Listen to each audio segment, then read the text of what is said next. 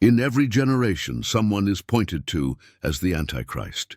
Presidents, dictators, religious leaders, billionaires, celebrities. Theories multiply, and so does fear. But what if I told you that most people are looking in the wrong place? And that while the world argues about who the Antichrist is, the real danger is already working in silence, inside homes, inside churches, and even inside hearts. The sooner people realize this about the Antichrist, the better. Today, you are going to discover what almost no one talks about when it comes to the Antichrist. This is not just another list of names.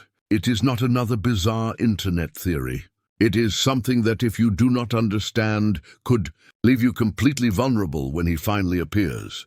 Since the earliest centuries, Christians have believed that before the return of Jesus, a final figure of deception will arise. A leader who will unite spiritual, political, and cultural power against God. The Bible calls him the man of lawlessness, the son of perdition. And it also speaks of the spirit of Antichrist that was already at work in the days of the apostles. But here is the point almost no one notices. The Antichrist does not start as an obvious monster.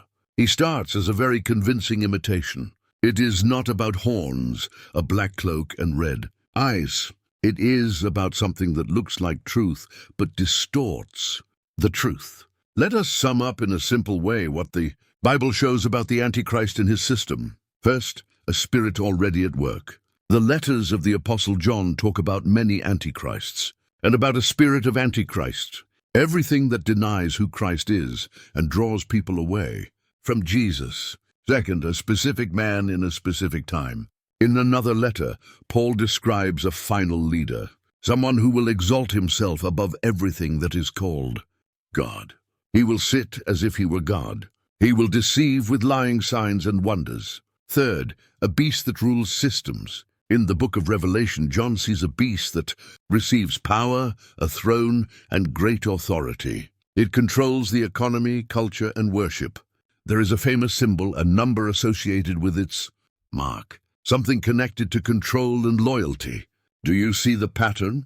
More than a movie villain, the Antichrist is the visible tip of a system of deception. It mixes religion, power, and worship, but all of it directed away from the true God.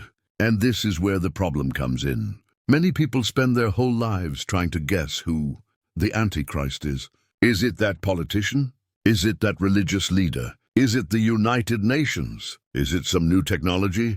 Is it this or that country? Meanwhile, the spirit of Antichrist is quietly working inside people. It does not start with a chip in your hand. It starts with a heart that says, I do not need God. I'm the center of my own life. There is no absolute truth, only what I feel. The Antichrist does not need you to worship him on your knees if he can get you to worship yourself. The deception begins long before the final leader appears. It begins every time God's truth is replaced by anything else. The Antichrist does not show up just as a villain. He comes as a false answer to very real desires. People want peace. They want safety. They want justice and unity. He offers all of that, but in exchange for total submission and the abandonment of truth. Christ gave himself for us. The Antichrist demands that we give ourselves to him. Christ points to the Father. The Antichrist points everything back to himself. The imitation is so good that anyone who does not truly know Christ will not notice the difference. According to the biblical texts, this deceiving leader only prospers because people prefer a comforting lie over a confronting truth. A world that rejects God, that relativizes everything, and that turns faith into a product is the perfect environment. It is the perfect environment for someone who promises quick solutions, unity, and prosperity. But he offers it without repentance, without the cross, and without inner transformation. The spirit of Antichrist is not only present in political speeches. It can also show up in religious messages with no call to repentance, in a gospel with no cross, in faith reduced to prosperity and self-help, in leaders who preach in the name of God but point everything back to themselves. When Jesus talks about false Christs and false prophets, he is not talking about the open atheist. He is talking about people who use the language of faith without the heart of faith. The final Antichrist will just be the ultimate form of a deception that is already underway.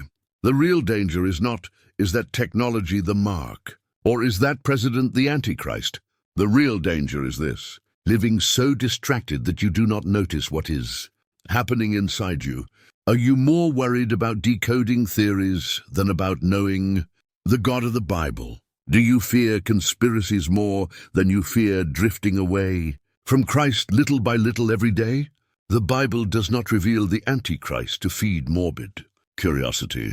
It reveals him to warn, to prepare, and to call people to repentance and faithfulness. If the spirit of Antichrist is already at work, and if one day a final deceiving leader will rise, what should we do? First, know the original, not just the counterfeit. The more you know the character of Christ, the easier it is to spot everything that imitates him in a twisted way. Second, align your life with truth, not with fear.